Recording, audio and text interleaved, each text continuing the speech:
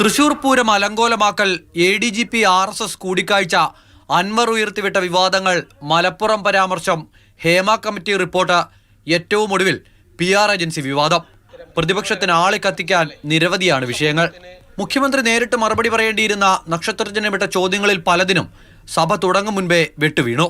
നക്ഷത്രചിഹ്നം വിട്ട ചോദ്യമായി നൽകിയ 49 നോട്ടീസുകളാണ് സ്പീക്കറുടെ നിർദ്ദേശങ്ങൾക്കും മുൻകാല റൂളിംഗിനും വിരുദ്ധമായി നക്ഷത്രചിഹ്നം ഇല്ലാത്ത ചോദ്യങ്ങളായി മാറ്റിയത്.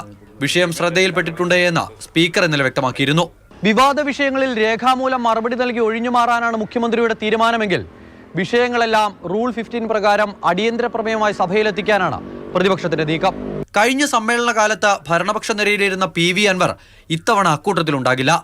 LDFുമായുള്ള ബന്ധം അവസാനിപ്പിക്കുകയാണ് എന്ന് PV അൻവർ സ്പീക്കർക്ക് എഴുതി നൽകിയിരുന്നു. അതിനാൽ അൻവറിന്റെ ഇരിപ്പിടം മാറും.